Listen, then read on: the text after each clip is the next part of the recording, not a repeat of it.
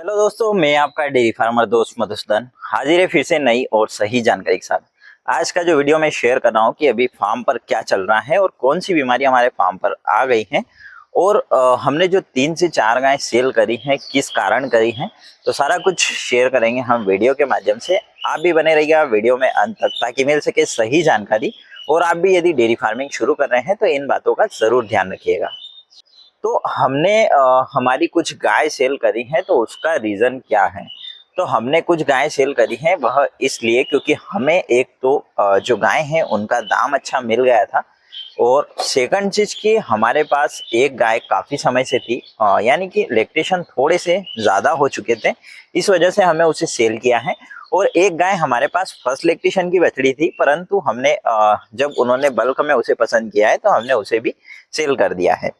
उसके बाद दूसरा रीजन यह रहा कि हमारी कुछ गाय वापस से जनने को तैयार हैं, यानी कि यह वाली जो बच्ची हैं यह जनने को तैयार हैं। यह अभी थर्ड लैक्टेशन में है, पर लगती नहीं है कि थर्ड लैक्टेशन में है।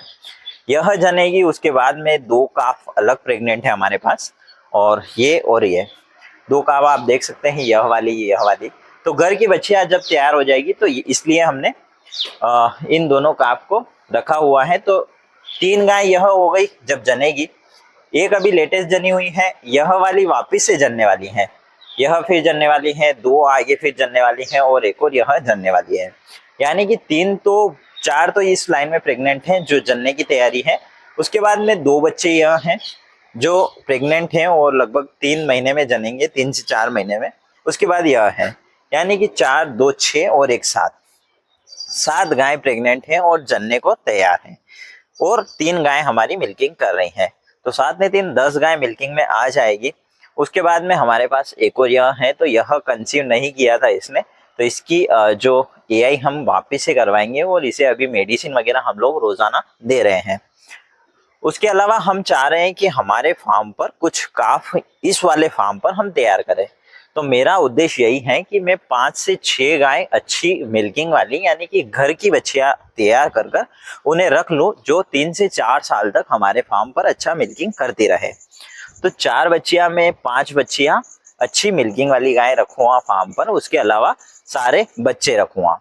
तो बच्चों को मैं फार्म पर खुला छोड़ दूंगा और उन गायों को भी, जिससे कि फार्म पर थोड़ा सा मैनेजमेंट कम हो जाएगा, यानी कि गोबर उठाने की समस्या कम हो जाएगी, पानी पिलाने की समस्या कम हो जाएगी, एक जगह से दूसरी जगह बांधने की समस्या कम हो जाएगी।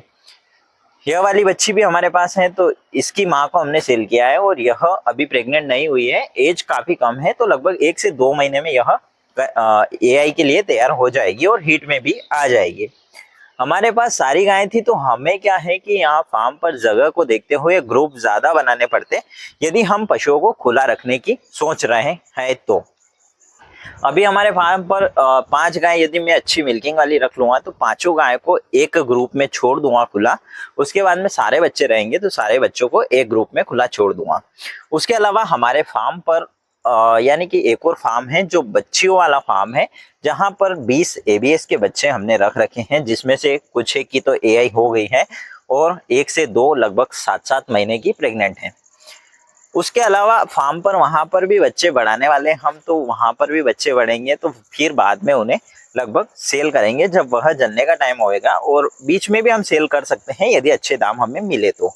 हमारे फार्म पर भी हम बच्चे रखकर उन्हें खुला छोड़ देंगे, जिससे कि हमारे फार्म पर भी बच्चे तैयार हो जाएंगे और उन्हें भी हम सेल परचेस करते रहें। तो बच्चों का काम थोड़ा सा इजी इसलिए लग रहा है मुझे कि यदि बच्चे आपको 20,000 के दाम के आसपास मिल जाएंगे और उनकी एआई लगभग 2 महीने में हो जाएगी, तो आपके फार्म पर लगभग 9 महीने में जो बच्चे हैं गाय बन जाएंगे और सेल के लिए तैयार हो जाएंगे। तो 20 से 30,000 रुपए आप बच्चों में इनकम कर सकते हैं। यदि एबीएस के अच्छे बच्चे हैं तो 30-35,000 रुपए आपको अर्निंग हो सकती है। तो एक बच्चे से 35,000 अर्निंग 1 साल में आप ले सकते हैं। गाय से लेते हैं तो 50-60 हजार लेते हैं।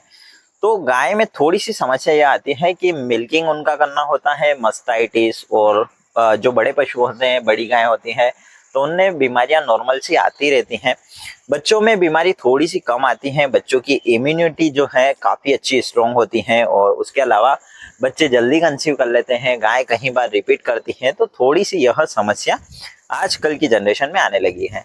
मिल्किंग का काम पूरा खत्म इसलिए नहीं करेंगे क्योंकि जो बच्चे रखेंगे उनका जो खर्च है पूरे साल का, उस जो मिल्किंग होती है पशुओं से, उनसे होती रहे। उसके अलावा मैं शेयर कर रहा हूँ आपके साथ कि हमारे फार्म पर एक बीमारी आ गई है। तो बीमारी का नाम कौन सा है, यानी कि बीमारी का जो नाम है वह है लंपी वायरस।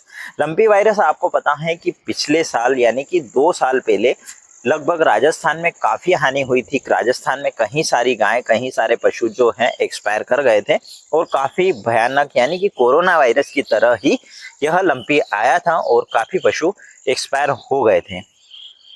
उस समय हमारे फार्म पर पशु नहीं थे, 1 से 2 गायें थी और हमारे फार्म पर लंपी नहीं आई थी। परंतु अभी लंपी का जो हल्का सा वेरिएंट देखने को मिला है। लंपी अभी जो चल रहा है इतना घातक नहीं है, परंतु आपको काफी सतर्क रहना होगा। और हमने सारे पशु को टीका तो लगवा लिया है, पर एक बछड़ी में हमें थोड़ा सा लंपी के लक्षण लग रहे थे, इसलिए उसे आइसोलेट किया है हमने।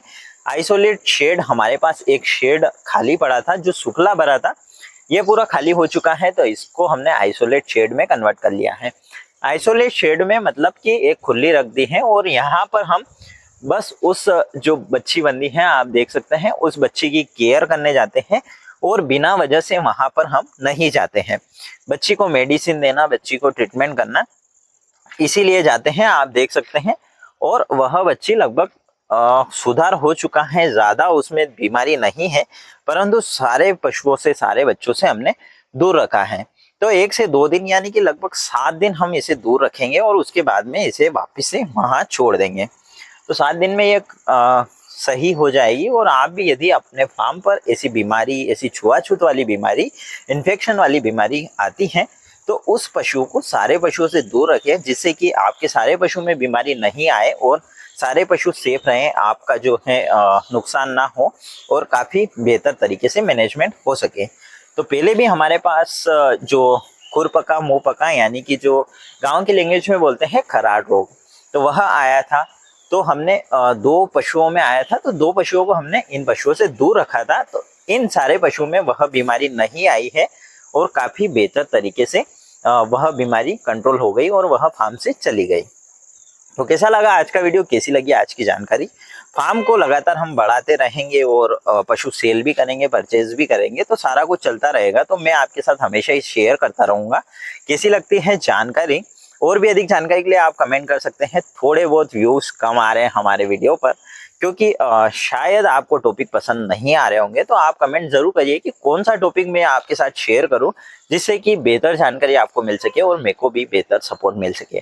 Thank you for watching. बेहतर सपोर्ट मुझे मिला है, काफ़ी अच्छा मुझे यूट्यूब पर भी काफ़ी अच्छे मित्र मिले हैं, कमेंट करते रहते हैं, वीडियो भेजते रहते हैं और काफ़ी चर्चा उनसे होती रहती है कॉल पर भी। तो थैंक यू फॉर वॉचिंग। मिलते हैं अगले वीडियो में नई और सही जानकारी के साथ।